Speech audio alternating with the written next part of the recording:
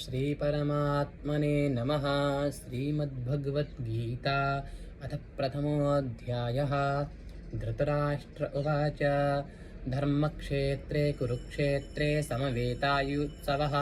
मामकाः पाण्डवाश्चैव किमुकुर्वत सञ्जय। सञ्जय उवाच दृष्ट्वा तु पाण्डवानीकं व्यूढं दुर्योधनस्तदा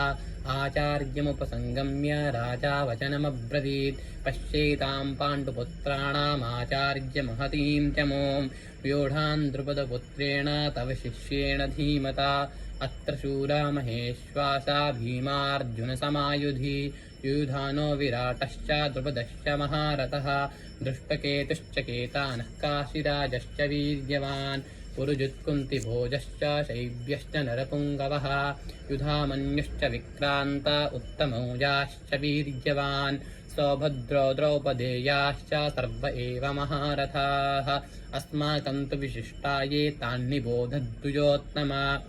नायका मम सैन्यस्य संज्ञार्थं तान् ब्रवीमि ते भवान् भीष्मश्च कर्णश्च कृपश्च समितिञ्जयः अश्वत्थामा विकर्णश्च सौमदत्तिस्तथैव च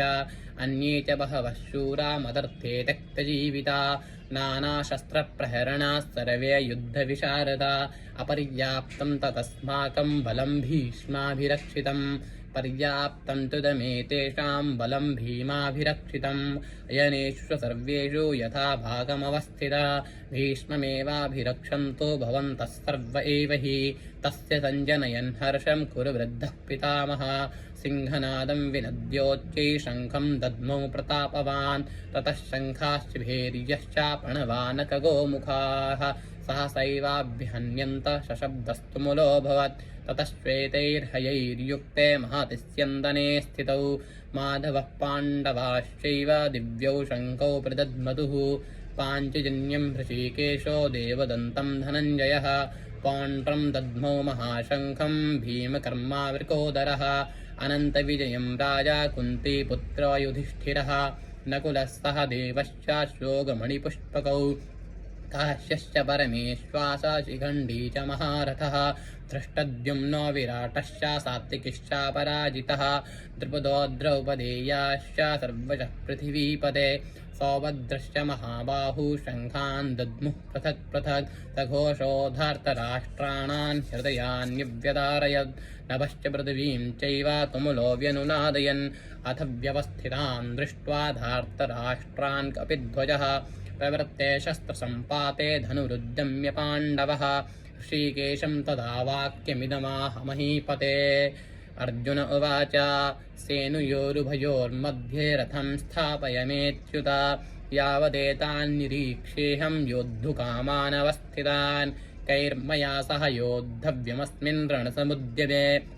योत्स्यमानानवेक्षेऽहं य एतेऽत्र समागताः धार्तराष्ट्रस्य दुर्बुद्धेर्युद्धे प्रियचिकीर्षवा सञ्जय उवाच एवमुक्तो ऋषिकेशो गुणाकेशेन भारत सेनयोरुभयोर्मध्ये स्थापयित्वा रथोत्तमम् भीष्मद्रोणः प्रमुखतः सर्वेषां च महीक्षिताम् उवाच पार्थ पश्येतान् समवेतान् कुरूनिति तत्र पश्य स्थितान् पात्रः पितॄन् स पितामहान् आचार्यान् मातुलान् पुत्रान् भ्रात्रान् पुत्रान् सखींस्तथा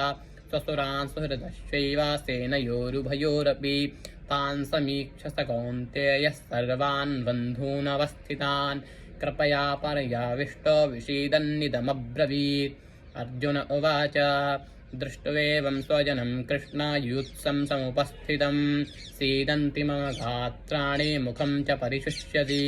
वेपथुश्च शरीरे मे रोमहर्षश्च जायते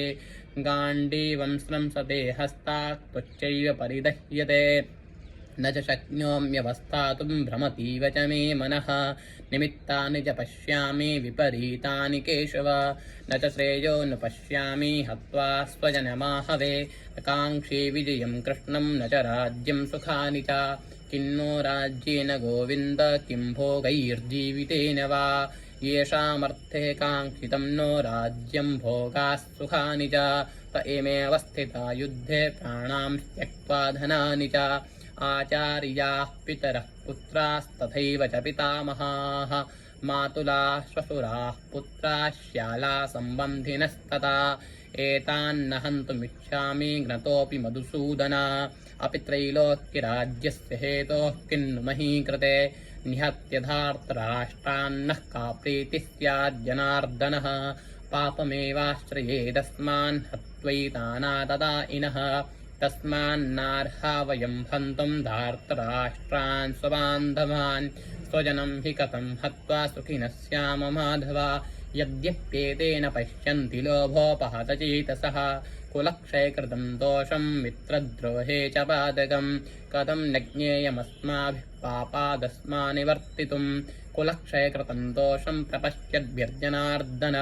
कुलक्षये प्रणश्यन्ति कुलधर्माः सनातनाः धर्मे नष्टे कुलं कृत्स्नम् अधर्माभिवत्युत अधर्माभिवात् कृष्णा प्रदुष्यन्ति कुलस्त्रियः स्त्रीषु दृष्टासु वार्ष्णेय जायते वर्णशङ्करा शङ्करो नरकायैव कुलघ्नानां कुलस्य च पतन्ति पितरो ह्रेषां लोत्थपिण्डोदकक्रियाः दोषैरेतैः कुलघ्नानां वर्णसङ्करकारकैः उत्साद्यन्ते जातिधर्माः कुलधर्माश्च शाश्वताः उत्सन्नकुलधर्माणां मनुष्याणां जनार्दन नरके नियतं वासो भवतीत्यनुशुश्रमा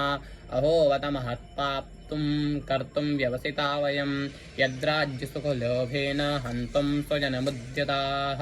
यदि मामप्रतीकारम् अशस्त्रं शस्त्रपाणयः धार्तराष्ट्रारणे हन्युस्तन्मे क्षेमतरं भवेत् सञ्जय उवाच एवमुक्त्वार्जुनः सङ्घे रथोपस्थ उपाविशत् विसिदृशशरं चापं शोकसंविघ्नमानसः ॐ तत्सदिति श्रीमद्भगवद्गीतासु उपनिषत्सु ब्रह्मविद्यायां योगशास्त्रे श्रीकृष्णार्जुनसंवादे अर्जुनविषादयोगो नाम प्रथमोऽध्यायः। स्वस्ति श्रीकृष्णार्पणमस्तु।